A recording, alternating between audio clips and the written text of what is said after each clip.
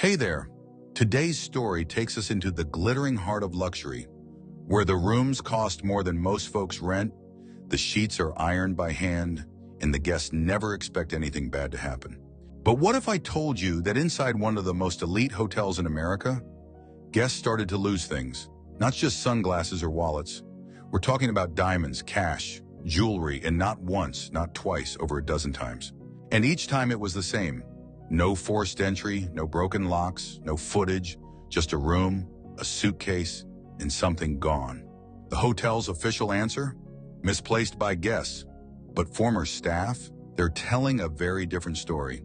Today you'll hear about a secret operation inside one of the safest places money can buy.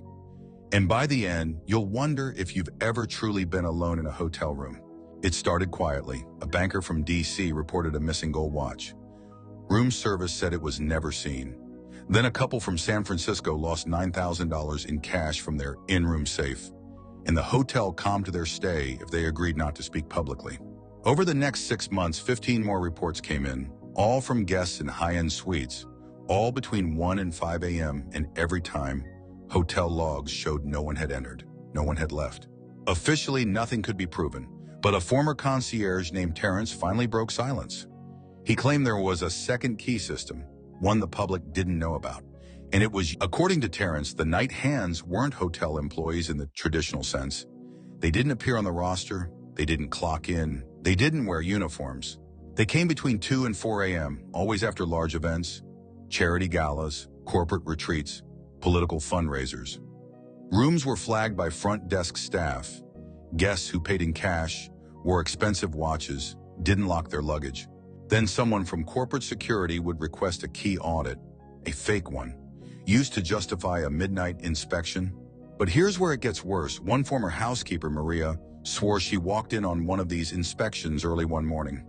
She saw a man in a suit kneeling by the minibar, unscrewing the vent. He smiled, told her he was with maintenance. The next day, Maria was fired for violating protocol. And the minibar? In that room, $26,000 in rare coins went missing. One guest, a CEO from Atlanta, had a camera hidden in his room. He never went public, but a private investigator who saw the footage said, someone entered through the balcony, masked, gloved, gone in under 90 seconds. There were no prints, no alarms, just a perfect disappearance. And then it all stopped. Not because it was solved, but because the hotel was bought out and rebranded. The staff was replaced. The security footage? Erased during routine upgrades. One of the former bellhops, Jamal, had been suspicious for years. He started tracking which rooms had incidents. He found a pattern. Always rooms with high-limit casino chips, heirlooms, expensive custom luggage. But when he brought his notes to a manager, the next week his locker was cleaned out, gone. No warning. Security told him to leave immediately. And then came the message. A letter, no return address. Inside, a photo of his sister walking home from school. Nothing else. He dropped everything. Moved states, changed his name. But before he left, Jamal told one last person what he believed. This wasn't theft, it was harvesting. Not just valuables, information, leverage, secrets. And the hotel knew. Today that hotel is a different name, same building, new paint, but some staff say the night hands still come. Now they're dressed like guests, blend in, watch, strike once, then vanish. The guests never suspect a thing. They blame themselves. They question their memory, exactly as planned. Insurance companies rarely pay out. Police reports get buried, and luxury stays polished. But behind the silk robes and rooftop views, there are still rooms no one checks. Corridors without cameras. People who don't exist on paper. And when someone knocks at your door at 3:12 a.m., you might want to double-check their badge, if they're even wearing one. Some crimes are messy, loud, violent, obvious. But the ones that happen in silence, in places you feel most secure, those are the ones that stick with you. This wasn't a burglary, it was a system. A well-oiled ghost machine, built to leave no trace, no suspect, no story to tell.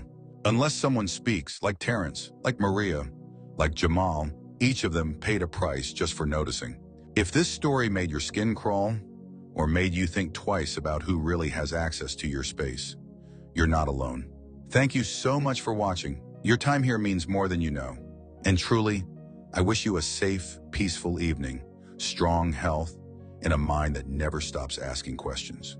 We share a new story every single day, full of real confessions, untold secrets, and shadows behind bright lights. So if you want more, like the video, subscribe to the channel, and let me know in the comments. Have you ever stayed somewhere that just didn't feel right? Take care of yourself, and remember, even 5-star hotels can have basements no one talks about.